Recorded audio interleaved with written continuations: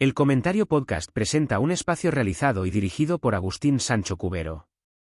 Corría el año 1897 cuando la bruma decidió descender para siempre sobre el Valle de las Ánimas Perdidas, un rincón olvidado en la geografía del norte peninsular donde los mapas solían dibujar vacíos y silencios.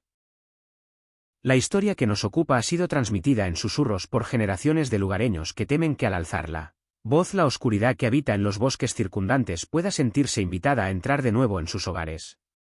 Todo comenzó con la llegada de un hombre llamado Ezequiel Valdemar, un caballero de porte aristocrático y mirada turbia que adquirió la vieja casona en la colina, una estructura de piedra negra que parecía haber brotado de la tierra como un tumor maligno.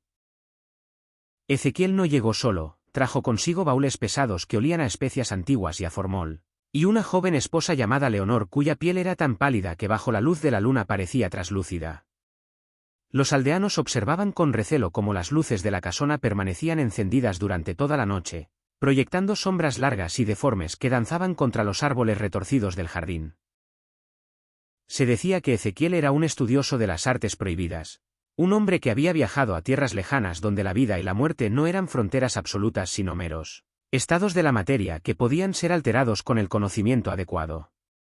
El primer incidente ocurrió durante el equinoccio de otoño. Los rebaños de ovejas de los pastores locales comenzaron a aparecer muertos sin una sola gota de sangre en sus cuerpos, sus ojos abiertos de par en par reflejando un terror que ningún animal debería conocer.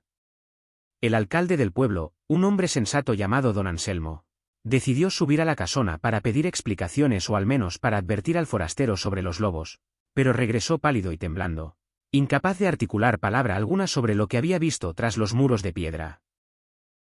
Se encerró en su casa y prohibió a su familia acercarse a la colina, y pocos días después fue encontrado colgado en su propio granero con una expresión de alivio en el rostro como si la muerte fuera el único escape posible de la memoria de lo que presenció. La atmósfera en el valle se volvió irrespirable. La niebla se espesó hasta el punto de que al caminar uno no podía ver sus propios pies, y los sonidos se amortiguaban como si el aire se hubiera convertido en algodón sucio. Fue entonces cuando Leonor, la esposa de Ezequiel, dejó de ser vista en los jardines. Los sirvientes que habían sido contratados en los pueblos vecinos huyeron una noche de tormenta, bajando la ladera entre gritos y tropezones, jurando por todo lo sagrado que no volverían a poner un pie en aquella casa maldita. Contaron historias incoherentes sobre cánticos en lenguas muertas que resonaban desde el sótano y sobre cómo la figura de Ezequiel parecía envejecer y rejuvenecer en cuestión de horas, como si estuviera robando el tiempo de todo lo que le rodeaba. Pero lo más inquietante era lo que decían sobre Leonor. Afirmaban que ya no caminaba, sino que flotaba, y que sus ojos habían perdido el blanco para convertirse en pozos de negrura infinita. Un joven médico llamado Julián, recién llegado de la capital y escéptico ante las supersticiones rurales, decidió que era su deber investigar la salud de la señora Valdemar. Armado con su maletín y una linterna de aceite, subió la sinuosa carretera una tarde de noviembre en la que el viento aullaba como una bestia herida. Al llegar a la puerta de roble macizo, golpeó con los nudillos y esperó. El silencio que siguió no fue el de una casa vacía, sino el de una casa que contiene la respiración, una quietud atenta y depredadora. La puerta se abrió sola con un gemido de bisagras oxidadas, invitándole a entrar en un vestíbulo donde el polvo danzaba en los haces de luz lúgubre que se filtraban por las ventanas altas. Julián llamó al dueño de la casa pero solo obtuvo como respuesta el eco de su propia voz. Avanzó por el pasillo principal, sintiendo como la temperatura descendía bruscamente con cada paso que daba hacia el corazón de la vivienda. Las paredes estaban adornadas con retratos de antepasados cuyos rostros habían sido rasgados con saña, dejando solo agujeros negros donde deberían estar las facciones. Un olor dulzón y nauseabundo, mezcla de lirios podridos y carne quemada, impregnaba el ambiente. Al llegar a la biblioteca, encontró a Ezequiel sentado frente a la chimenea apagada, de espaldas a la puerta. El hombre estaba inmóvil, envuelto en una bata de terciopelo carmesí que parecía absorber la poca luz de la estancia. El médico carraspeó para anunciar su presencia. Ezequiel giró la cabeza lentamente, y el crujido de las vértebras sonó como ramas secas partiéndose bajo el peso de la nieve. Su rostro era una máscara de horror contenido, la piel estirada sobre el cráneo como pergamino viejo. Preguntó qué deseaba el intruso con una voz que sonaba como piedras arrastradas por la marea. Julián, haciendo acopio de valor, inquirió por la salud de Leonor. Una sonrisa grotesca se dibujó en los labios del aristócrata, una mueca que no llegaba a sus ojos. Dijo que ella estaba mejor que nunca, que había trascendido las limitaciones de la carne y que ahora comprendía la verdadera naturaleza del universo. Invitó al médico a acompañarle al sótano, donde dijo que Leonor reposaba. Julián, movido por una curiosidad morbosa y el deber profesional, aceptó. Bajaron por una escalera de caracol estrecha y húmeda, tallada en la roca viva de la colina. A medida que descendían, el aire se volvía más denso y eléctrico, erizando el vello de la nuca del doctor. Al llegar abajo, se encontraron en una vasta cámara circular iluminada por velas de cera negra que ardían con llamas verdes. En el centro de la sala había una losa de piedra cubierta de símbolos extraños trazados con un líquido oscuro y viscoso, y sobre la losa yacía algo que alguna vez pudo haber sido Leonor. El cuerpo de la mujer estaba abierto en canal, pero no había sangre ni vísceras en su interior. En su lugar, un mecanismo complejo de relojería, hecho de huesos pulidos y tendones dorados, pulsaba rítmicamente donde debería estar el corazón. Ruedas dentadas talladas a partir de fémures humanos giraban en una danza hipnótica, marcando un tiempo que no pertenecía a este mundo. Ezequiel explicó con orgullo demencial que había logrado detener la entropía, que había sustituido la fragilidad de la biología por la perfección de la mecánica eterna. Dijo que la muerte era solo un fallo en el diseño humano y que él lo había corregido. Julián retrocedió horrorizado, tropezando con sus propios pies. Fue entonces cuando la cosa sobre la mesa abrió los ojos. No eran ojos humanos, sino esferas de cristal que reflejaban galaxias lejanas y abismos insondables. La boca de Leonor se movió, y de su garganta no surgió una voz, sino el tic-tac ensordecedor de 1000 relojes sincronizados. El sonido taladró el cerebro de Julián, haciéndole caer de rodillas, tapándose los oídos en un intento inútil de bloquear aquella cacofonía infernal. Ezequiel reía, una risa que se mezclaba con el tic-tac, celebrando su triunfo sobre la mortalidad. El médico logró ponerse en pie y correr hacia las escaleras, perseguido por el sonido y por la risa y por la sensación de que las sombras del sótano se alargaban para atrapar sus tobillos. Subió los escalones de 2 en 2, con el corazón golpeándole las costillas como un pájaro enjaulado. Al salir de la casa, la tormenta había arreciado.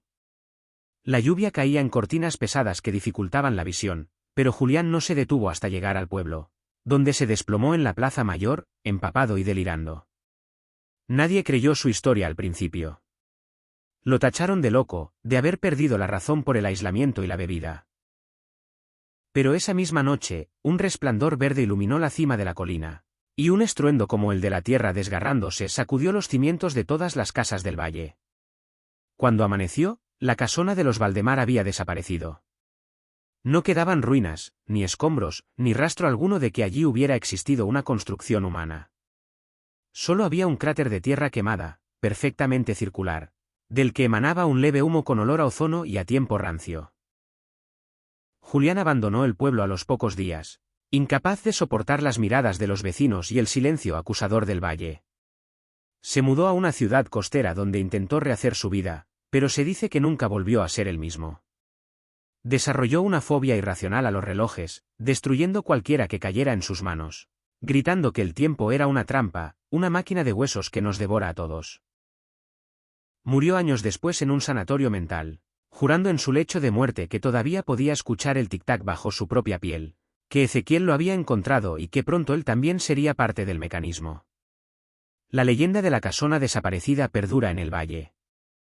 Los días de niebla espesa, los viajeros que se aventuran cerca de la colina aseguran escuchar un sonido rítmico bajo la tierra, un latido metálico que parece sincronizarse con el de sus propios corazones. Dicen que si uno se queda quieto el tiempo suficiente, puede ver la figura de un hombre alto y elegante caminando entre la bruma, buscando nuevas piezas para su gran obra, buscando a aquellos que quieran ser salvados de la muerte a cambio de su humanidad. Y advierten a los niños que nunca acepten regalos de extraños, especialmente si son relojes, pues uno nunca sabe si el tiempo que marcan es el propio o si es el tiempo prestado de una eternidad maldita que aguarda paciente el momento de cobrar su deuda. El misterio de lo que realmente sucedió aquella noche sigue siendo tema de debate entre los ocultistas y los historiadores de lo macabro. Algunos sostienen que Ezequiel Valdemar logró su objetivo y que él y su esposa existen en un plano dimensional paralelo, una burbuja fuera del tiempo donde la decadencia no existe. Otros creen que el experimento salió terriblemente mal, creando una singularidad que consumió la casa y a sus ocupantes, condenándolos a revivir el mismo instante de dolor y locura por toda la eternidad. Pero hay una tercera teoría, la más inquietante de todas, que sugiere que la casona no desapareció, sino que simplemente se volvió invisible a los ojos de aquellos que no están preparados para ver la verdad, y que sigue allí, en la cima de la colina, esperando al próximo inquilino, al próximo médico curioso, a la próxima víctima que alimente los engranajes de la máquina inmortal.